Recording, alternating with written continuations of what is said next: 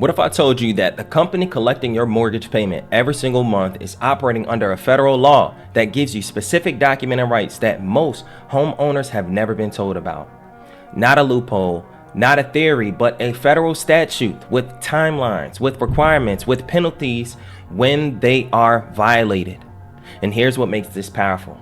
Here's what makes this the most powerful. Most servicers, which are the companies processing your mortgage payment, are violating those timelines right now. Not through malice, but through value, through negligence, through assumptions that you'll never ask. And today, I'm going to show you what that law is, what it requires, and exactly how an operator, someone a part of the Fund Yourself family, someone who is looking to become financially free, uses it.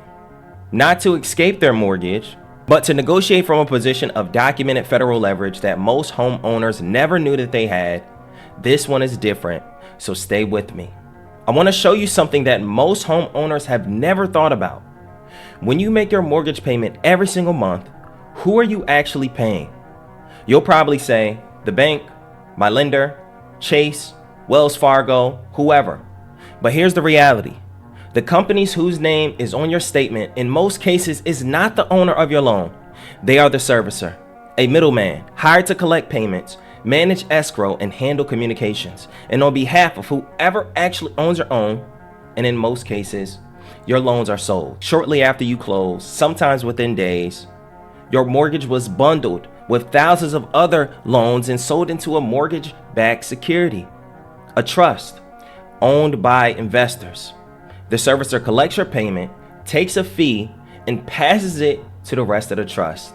Now here's where it gets important. Because the servicer and the trust have completely different incentives. The servicer wants value, efficiency, and to keep payments flowing to avoid complications, where the trust, which is the actual owner, wants performing loans. It wants borrowers who pay. A foreclosure that costs the trust significantly more than a modification that keeps you paying. Most homeowners negotiate with the servicer, not knowing that the servicer doesn't own the loan and not knowing that the federal law gives them specific rights that the servicer is required to honor.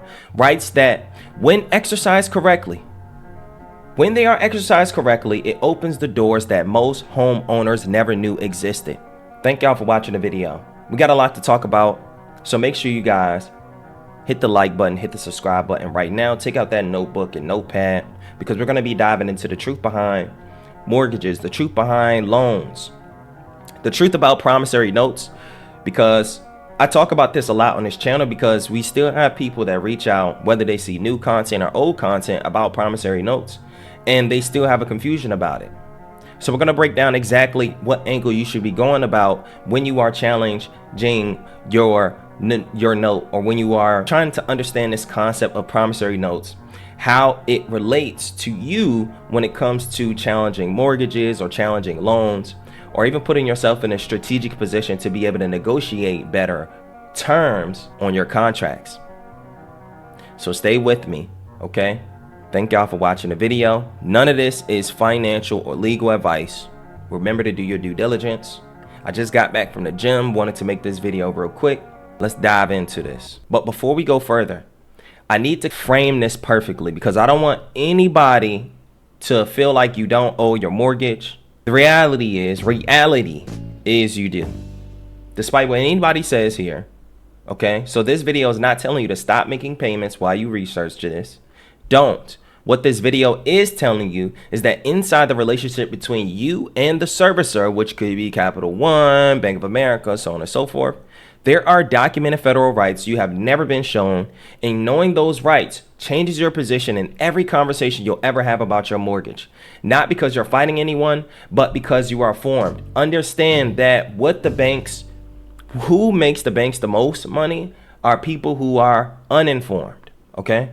But the informed consumer, the consumer that can comprehend this system, becomes an operator, because you'll start operating, you'll not move from emotion. If y'all can get with that, stay with me to the end of this video. All right. The reason why is because if you are informed, you're going to get a different outcome than an uninformed borrower. All right. Servicers are going to respond differently when you know the law because of your position. Not because you're trying to be an adversary, but because you are positioning yourself correctly. The goal isn't to fight the servicer. The goal is to never walk into that conversation unarmed again. So if you want to be fully armed, listen to this system explanation. I'm about to break down the system. All right. Once I walk you through the system of what's actually happening with your mortgage, with any of your loans, and I'm just going to use a mortgage because that right there is the pinnacle of loans. Okay. Obviously, there's higher loans and this, that, and the third. But when we think of a mortgage or a real estate loan, these laws apply. Okay.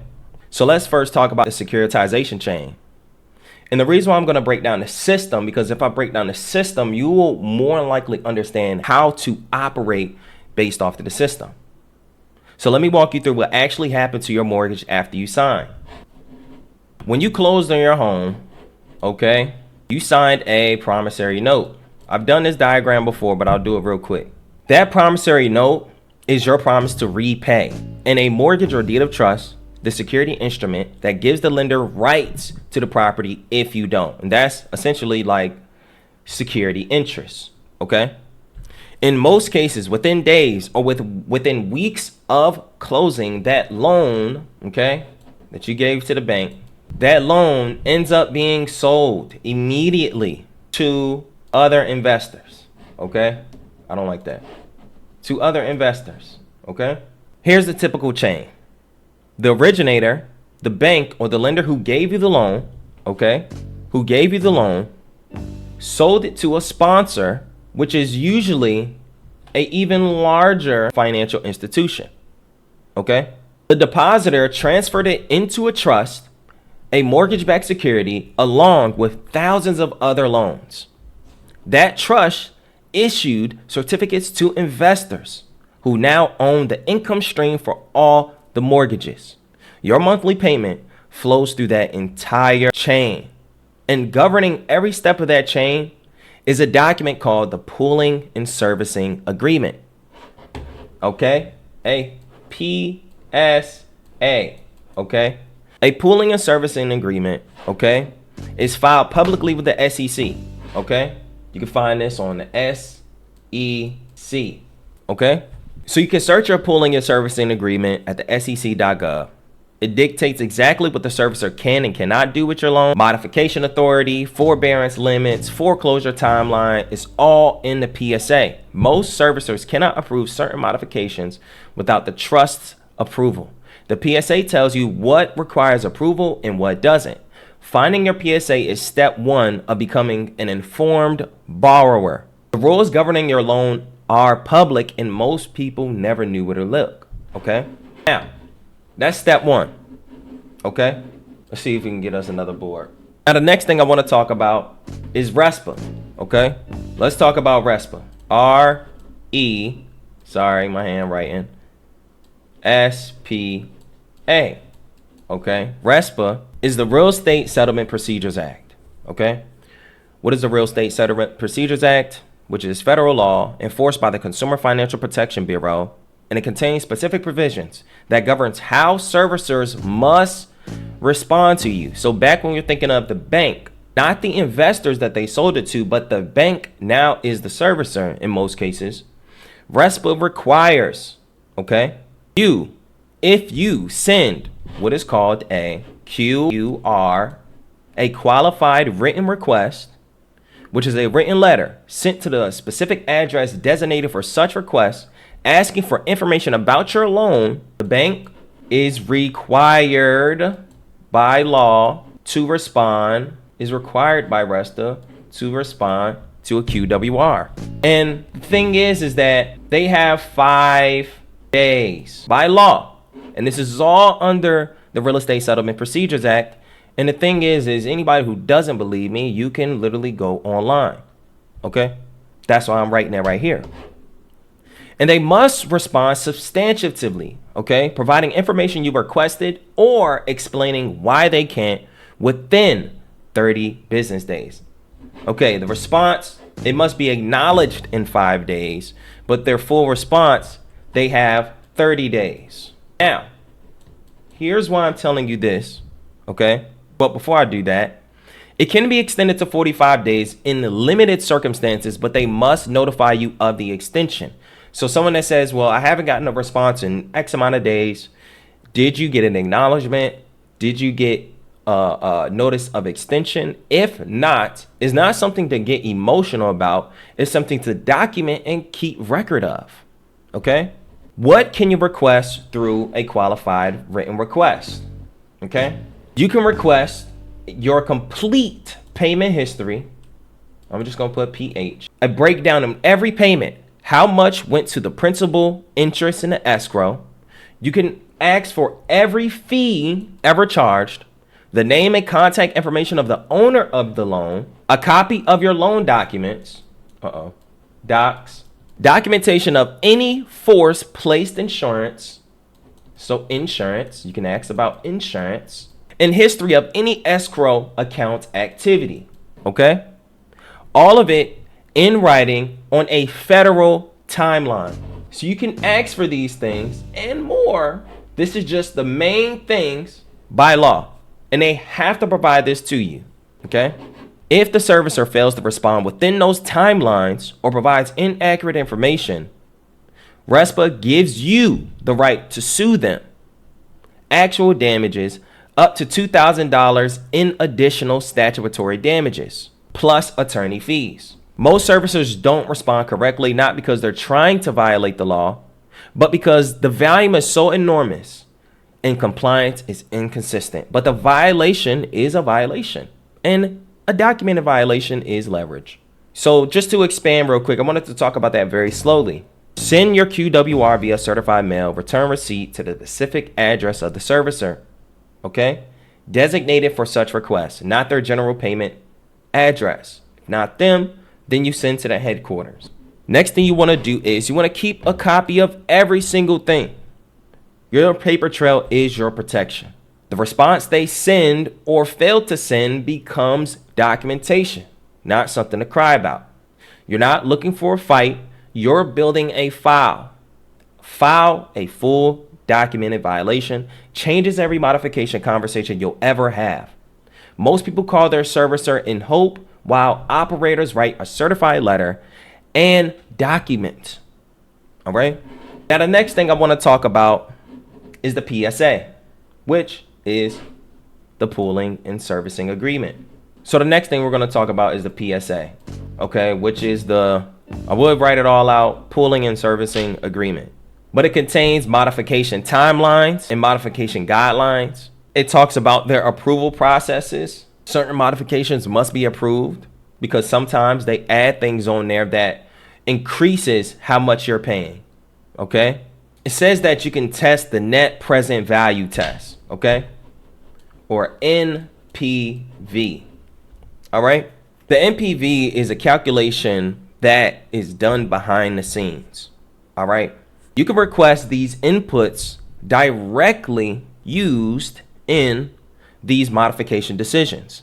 If the NPV test says the modification is better for the trust and they denied you, that's a documented inconsistency.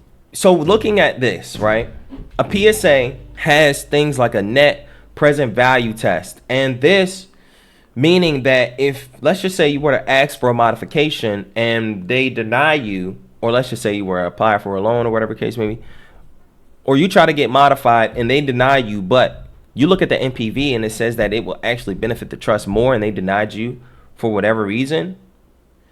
These are like two different answers because you're going to deny me for something that is actually beneficial of the trust.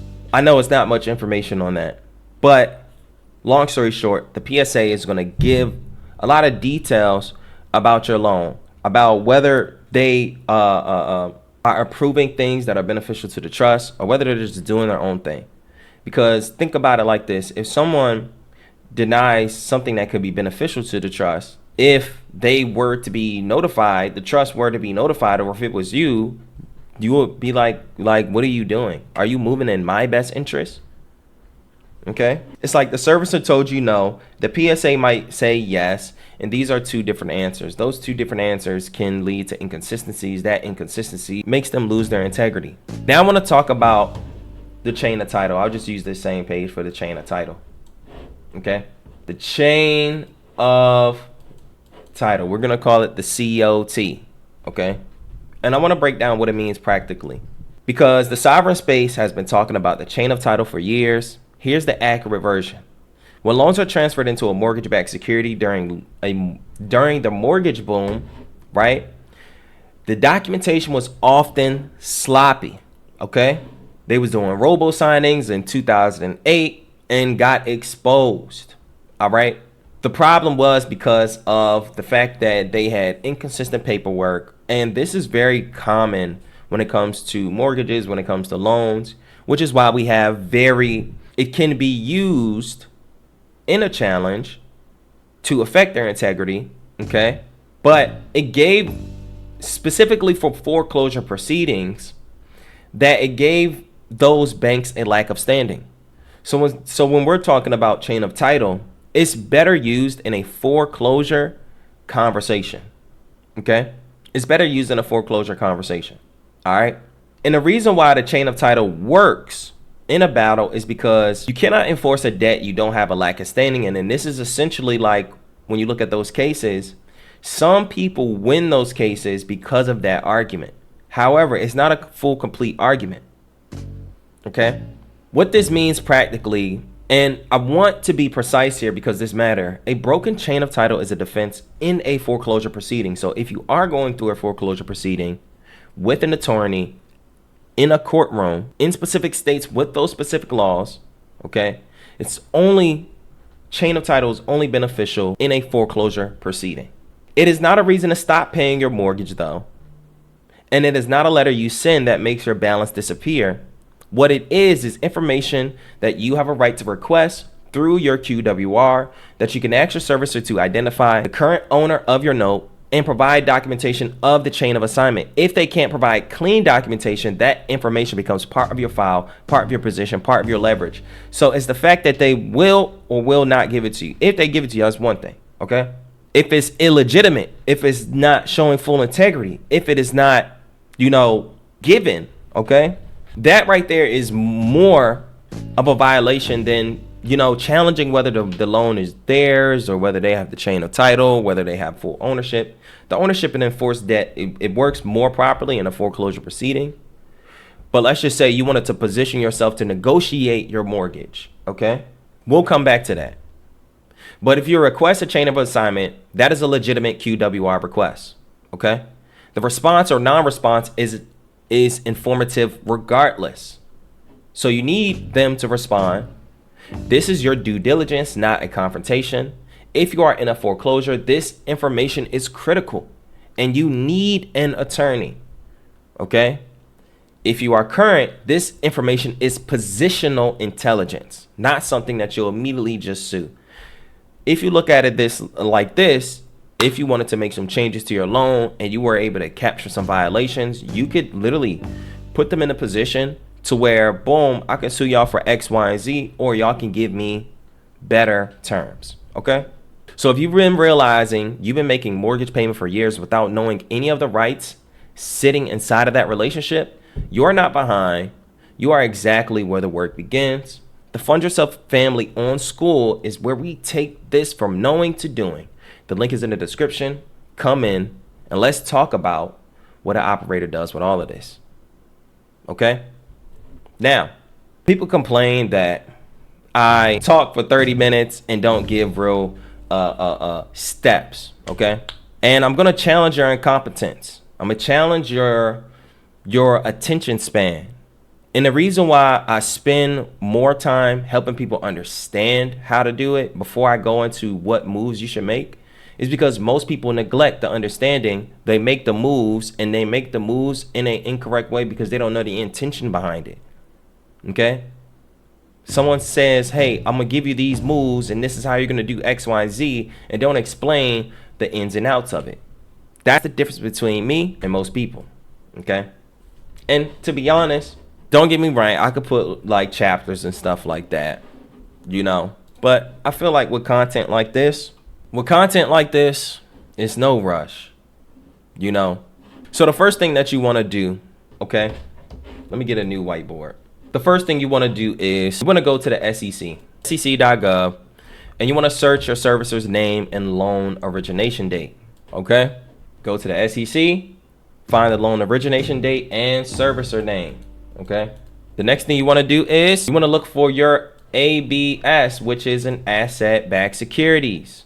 Okay? So you want to look around the time your loan was originated. Okay? So your loan origination date and your servicer searched on the SEC, find the ABS that's connected to the date that it was originated. Okay? Your PSA will be inside that filing. PSA will be inside that filing. Okay? Look specifically for modification authority. This looks terrible, you guys. Modification authority. This one-time research task gives you permanent positional intelligence about your loan. Most homeowners never read the contract that governs their mortgage servicers that operators have. I'm only going to show you this, but if I have time, I'll show you how to do it in a second. Number 2, after you have gotten your PSA, you want to go to the next step, which is send your qualified written request. Okay? This is the most actionable move in this entire video because, and if anything, it only costs you a stamp. Write a letter, clearly identify yourself, the name, the address, the loan number, state that you're submitting a qualified written request under Section 6 of RESPA. Then request specifically a complete payment history from origination to present. You dig what I'm saying? Itemized breakdown of every fee charge, the name, address, and contact information of the current owner of your loan, documentation and complete assignment from the origination to present, a copy of the pooling and service agreement governing your loan, okay, if it has been securitized. Any records of force-placed insurance, send it certified mail, return receipt requested to the address your servicer designates specifically for qualified written requests. This is important that you send it to the address that they ask you to send it to. Okay, don't send it to the payment company and say, I sent it here and they never responded. Please don't do that. They have 5 days to acknowledge, 30 days to respond. Whatever they send back or fail to send becomes your file. This doesn't mean stop paying when you send a letter. Use the file, and then this is your third operative move. Use the file in modification conversations. You use this, right?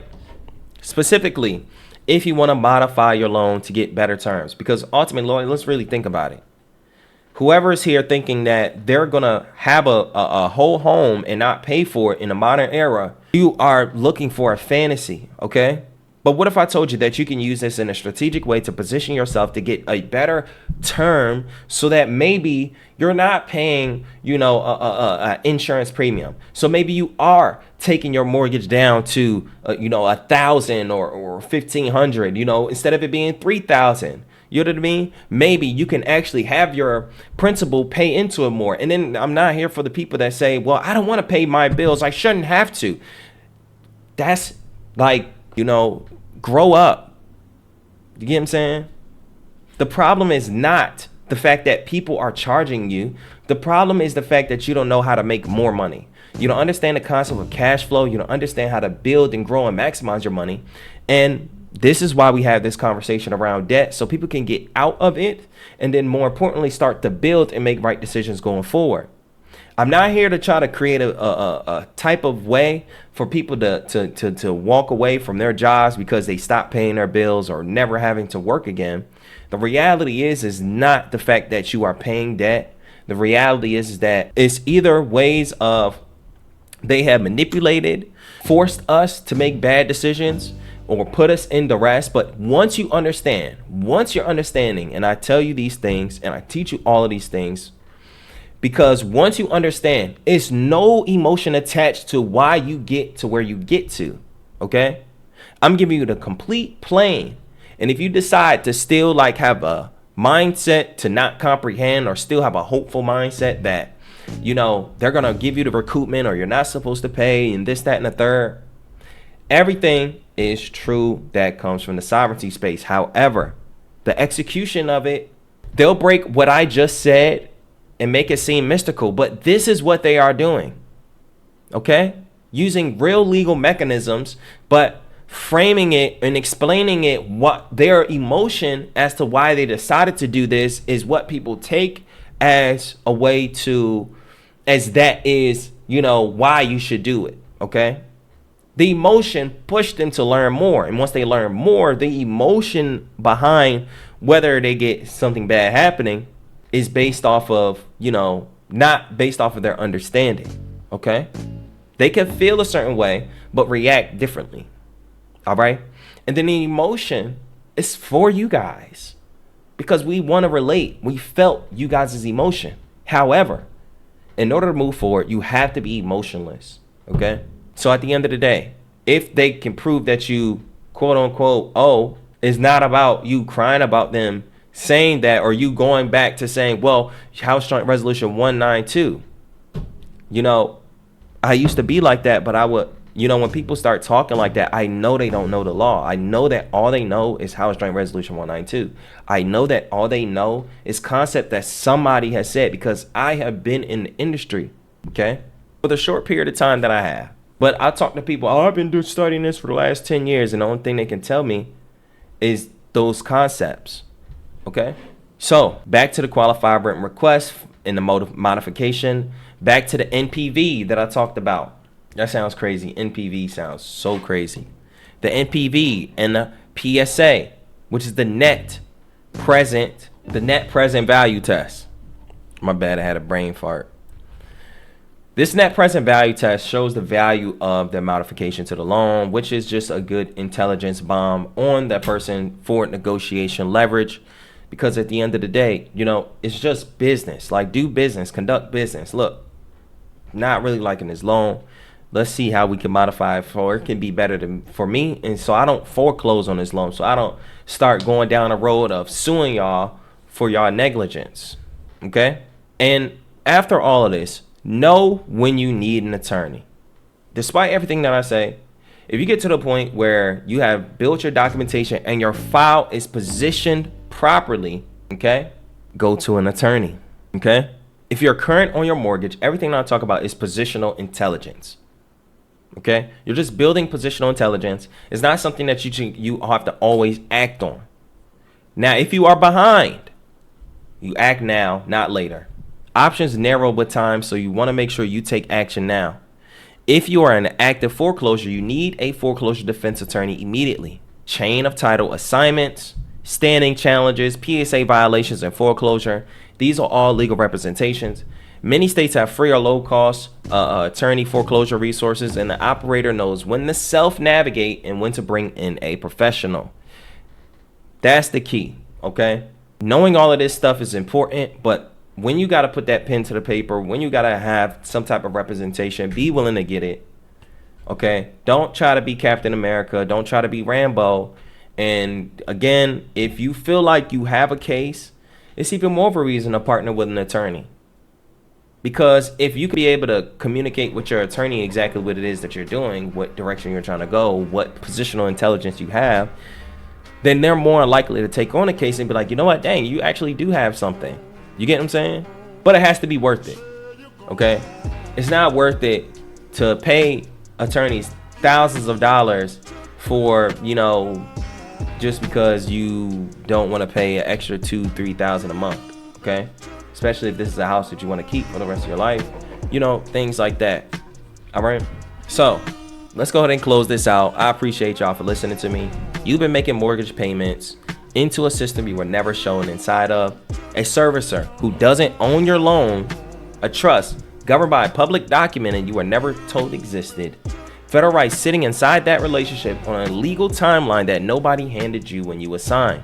Today, you have the inside of the system, not to fight it, not to walk away from it, but to navigate to it. With the same information the servicer has been using since the day you closed. Most homeowners spend 30 years making payments and never once ask a single question about the relationship that they're in. Operators spend 30 minutes finding their PSA and walk into every conversation about their mortgage as an informed party instead of uninformed. The mortgage didn't change, the system didn't change, you did. Consumers make payment and hope the system treats them fairly, while operators understand the system and make sure it does. Which one are you going to be? So if you're ready to become an informed party in your own mortgage, in your own loans, and so that you can be able to challenge your debt, so that you understand RESPA and qualified written requests. The Fund Yourself family is on school. The link is in the description. Understand the system, beat the system, and fund yourself. I'm BizNick himself, and I'll see you on the other side. Ah!